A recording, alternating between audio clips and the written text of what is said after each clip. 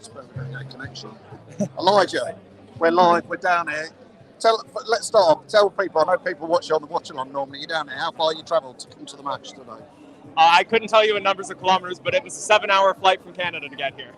A long way to come. It best be a good game today. That's all I'm asking. It was a 0-0 last time I came out, so we'll be hoping to at least see something this time. Yeah, second game this year, this calendar year? Second game this calendar year, yeah, and second time ever. Yeah, fantastic. Well, great effort to get down here. I wonder if anybody's travelled further than you today to get to the match. You got the team news? Yes. I mean, the big news is Wes Fofana is not even in the squad. We'd seen the rumours about it. We'd seen the people claiming that they were indeed just rumours.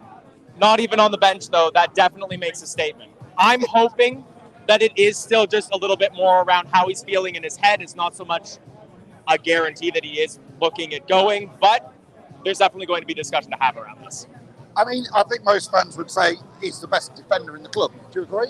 I could agree with that, yeah. Like he's a mercurial talent at a good young age and could be one of the future faces of the football club if he chooses to make himself that. So he should be playing today, shouldn't he? That's the $1 million question, isn't it? Well, he should be, shouldn't he? If he's in the right headspace, he should be. But we've seen what happens when players get their heads turned, when they can't give 100% focus to the club. You end up with things like how Tielemans was towards the end of last season. And we can't afford to have that in a defense that's already been fairly shaky so far this season. Well, Elijah, if you said to your workplace when you go back up to Canada, to Toronto, you said, I'm not coming in this week, what would they say to you? It wouldn't go over well. I hear what you're saying on it for sure, but I don't know. I feel like it will be very telling to see what happens over the next match as well, because if it is something where it's just he's in his own head and he knows that he won't be able to perform to full expectations, I do think Rodgers is within his right to drop him from the matchday squad. He's got 60,000 reasons every week why he should have the right headspace, Elijah. You're right. Come on, man. Wes Fofana, the best defender, should be played today. I don't blame Rodgers for dropping him. I'm with you. If he's not in the right place, drop him. But I won't play him next week. Or what? You know what the heck? What is going on? Somebody on 60 grand to 70 grand a week.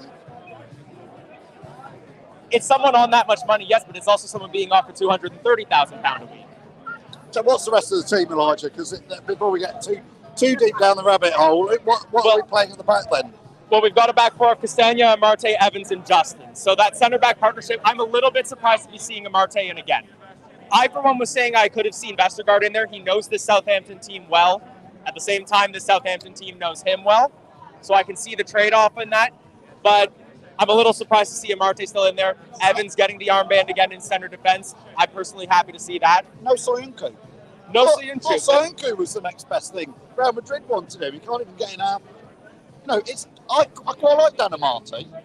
I've got no problem with him. He's a good utility player, but that's our centre-back partnership today. I agree. I also like Dan Amarte, but it does also come down to form. I didn't think he was in good enough form to be starting today. Soyuncu, to me, it's starting to look a little bit more like Rodgers just doesn't rate him, but will remain to be seen. Maybe he'll be coming on as a defensive substitution. We get 5 changes now. Maybe Rodgers will actually use all of them this time round. Maybe. You need those good, solid defensive players on the bench for those purposes. So we've got Castagna, Amarte, Evans, and JJ. Yes. And then a midfield. Dewsbury, Hall, Perez, Madison, Barnes. So, again, another story. Yuri Tielemans is dropped. He's dropped, isn't he? Again, kind of makes sense. Wasn't in the best form. He's on the bench, so again, 5 substitutions, chance to still see him. It doesn't mean that he's gone all match. He could come on second half, could come on 60th minute. We know how much Rodgers likes a like-for-like change. 60th minute could be a drive that we might end up needing later on in the match. But he's probably going to play Perez on the wing, we think. Or is he going to play on the side of midfield? Because, again, Yuri not in. I thought, well, great. I was looking down it. Where's Dennis Pratt? But he's not in there. It feels like Dennis Pratt is still being eased into lineups again. I think he's a spot-on change that will be brought on during the match. I agree. I would like to start seeing him in starting lineups, but at the end of the day, Rodgers is the manager. He's seen more on the training ground than we have. I'm sure he has a reason for it. Go on. I was going to say, Perez on the wing, I've never been a big fan of because Perez has always felt like a more natural forward striker type character. On the wing, I feel like he's not playing to his best potential, and he doesn't necessarily feel comfortable in that role either. And I feel like that's almost a little bit unfair to him as well. Yeah, so you got Perez playing in maybe not his best position. Harvey Barnes is back, which is a good sign. Absolutely. Probably, I'm sure, going to play on the wings. Every single person in the stadium should be happy to see Harvey Barnes back, and I'm definitely excited to see him back in the lineup. And it fits Harvey Barnes. I mean, Brendan Rodgers came out and was saying that the way Leicester have been practicing in pre-season was this playing with the wing backs and with the wingers. So it'd be interesting to see how Perez and Barnes are part of that.